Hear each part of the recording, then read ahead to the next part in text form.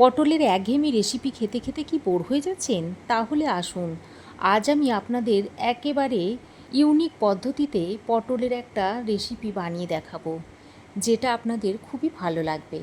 নমস্কার বন্ধুরা, তিয়াসাস রেসিপিতে সকলকে স্বাগত জানাই। আজ আমি পটল দিয়ে একটা দুর্দান্ত স্বাদের নিরামিষ রেসিপি আপনাদের শেয়ার করব, যেটা আপনারা ভাত, রুটি, পরোটা, পোলাও, ফ্রায়েড রাইস সব কিছুর সঙ্গেই খেতে পারবেন। যে কোনো নিরামিষ দিনে কিংবা যে কোনো অনুষ্ঠানে বা কেউ বাড়িতে অতিথি এলে আপনারা খুব সহজেই এটা তৈরি করে দিতে পারবেন। খেতে খুবই সুস্বাদু হয় আর বানানো তো খুবই সহজ। কোনো রকম বাটাবাটির ঝামেলাই নেই। ঘরে থাকা সামান্য কয়েকটা উপকরণ দিয়ে খুব সহজেই রেসিপিটা আপনারা ঝটপট তৈরি করে নিতে পারবেন। তাহলে চলুন বন্ধুরা, আর দেরি না করে রেসিপিটা দেখে নেওয়া যাক। বন্ধুরা, রেসিপিটা যদি আপনাদের ভালো লাগে তো অবশ্যই একটা লাইক করবেন। আপনাদের একটা লাইক আমার ভিডিও বানানোর অনুপ্রেরণা যোগায়। পটলের এই রেসিপিটা তৈরি করার জন্য এখানে আমি বেশ কয়েকটা পটল নিয়েছি। এবার এই পটলগুলোকে দু সাইডটা কেটে পটলের খোসাগুলোকে এইভাবে ছেঁচে নিতে হবে।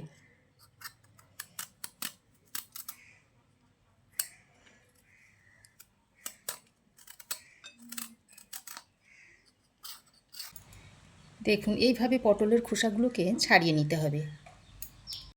দেখুন সব পটলের খোসাগুলোকে ছাড়িয়ে নিয়েছি। এবার পটলের ভিতরে যাতে মশলাগুলো ভালোভাবে ঢুকে যায় সেই জন্য এইভাবে পটলের গাগুলোকে চিড়ে নিচ্ছি। এইভাবে চিড়ে দিতে হবে।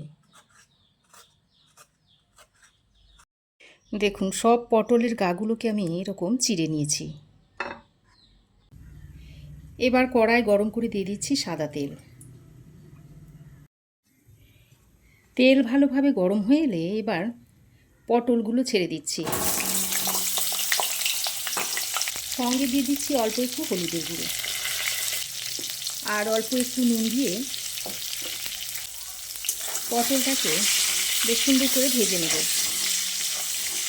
এদিকে পটলটা ভাজা হতে হতে আমি ততক্ষণে একটা মশলা তৈরি করে নিই। একটা বাটির মধ্যে নিয়ে নিচ্ছি 2 টেবিল চামচ মতো টক দই।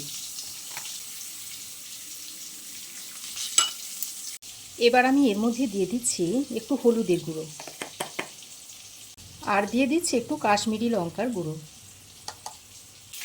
আপনারা চাইলে এখানে ঝাল লঙ্কার গুঁড়োটাও দিয়ে দিতে পারেন।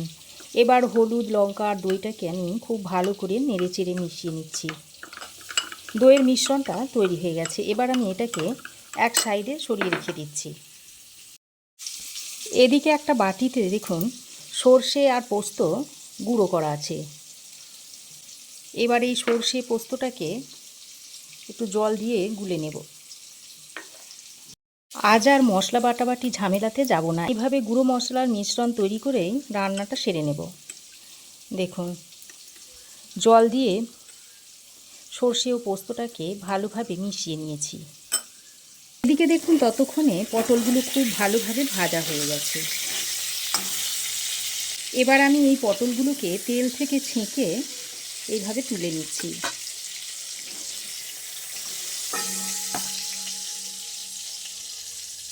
পটল ভেজে তুলে নেওয়ার পর ওই তেলের মধ্যে দিয়ে দিচ্ছি ছোট চামচের 1 চামচ মতো কালো জিরে আর সঙ্গে 2টো চেরা কাঁচা লঙ্কা দিয়ে দিচ্ছি। লঙ্কাগুলোকে অবশ্যই চিড়ে দিতে হবে, তা না হলে তেল ছিটকে চোখে আসবে। এবার ফোড়নটাকে কিছুক্ষণ ভেজে নিচ্ছি। তারপর যে দইয়ের মিশ্রণটা তৈরি করে রেখেছিলাম সেটা এর মধ্যে দিয়ে দিচ্ছি। বাটিতে অল্প জল দিয়ে সেটা দিয়ে দিচ্ছি।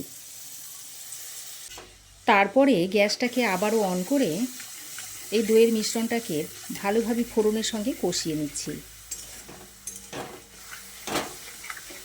দেখুন, বেশ কিছুক্ষণ দইটা দিয়ে ভালো করে কষিয়ে নিয়েছি আর দেখুন দই থেকে কত সুন্দর তেল ছাড়তে শুরু করেছে।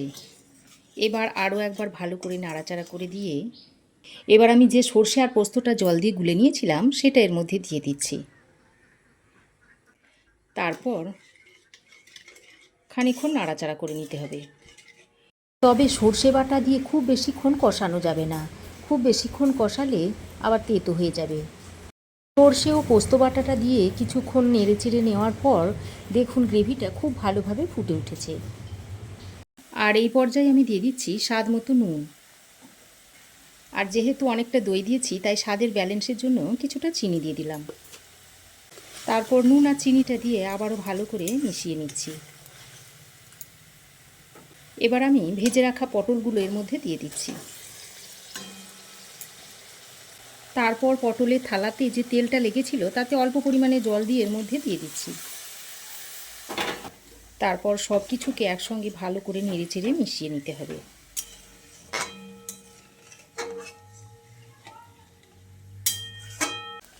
খুব ভালো করে নেড়েচেড়ে মিশিয়ে নিয়ে এর মধ্যে দুটো চেরা কাঁচা লঙ্কা দিয়ে দিচ্ছি।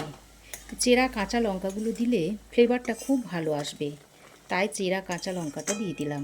এবার আরও একবার ভালো করে নেড়েচেড়ে নিয়ে একটা ঢাকনা লাগিয়ে 5-6 মিনিট রান্না করে নেব। দেখুন ঢাকা দিয়ে 5-6 মিনিট রান্না করে নিয়েছি। আর পটল যেহেতু ভালো করে ভেজে নেওয়া ছিল আর 5-6 মিনিট এখন রান্না করে নিয়েছি, তাই পটল দেখুন খুব ভালোভাবে সেদ্ধ হয়ে গেছে। এখন রান্নাটা পরিবেশন করার জন্য একেবারেই রেডি হয়ে গেছে। এবার গ্যাসের ফ্লেমটা বন্ধ করে দিচ্ছি। এবার আমি কিছু ধনেপাতার কুচি ছড়িয়ে দিচ্ছি এইভাবে দিয়ে তরকারিটা আমি সার্ভ করে দেব। এবার আমি এই পটলের তরকারিটা একটা প্লেটে সার্ভ করে দিচ্ছি।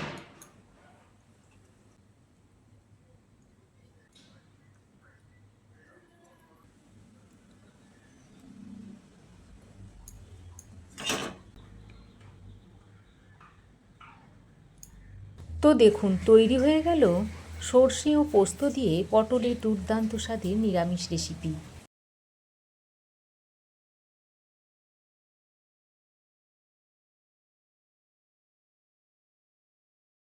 এছাড়াও রুটি, পরোটা, পোলাও, ফ্রায়েড রাইস সব কিছুর সঙ্গেই পরিবেশন করতে পারবেন। যে কোনো অনুষ্ঠানে কিংবা বাড়িতে কেউ গেস্ট এলেও এভাবে তৈরি করে দিতে পারবেন। তো বন্ধুরা, আমার এই আজকের নিরামিষ পোস্ত সর্ষে দিয়ে পটলের রেসিপি আপনাদের কেমন লাগলো অবশ্যই একটা কমেন্ট করে জানাবেন। ভালো লাগলে একটা লাইক ও শেয়ার করবেন। পাশে থাকা বেল আইকনটা অবশ্যই প্রেস করে দেবেন। আর আমার চ্যানেলে যদি নতুন হয়ে থাকেন তো চ্যানেলটাকে প্লিজ সাবস্ক্রাইব করার অনুরোধ রইল। আজ এ পর্যন্তই। আবার দেখা হবে নতুন কোনো রেসিপি নিয়ে নেক্সট এপিসোডে। সে পর্যন্ত ভালো থাকবেন, সুস্থ থাকবেন। ধন্যবাদ।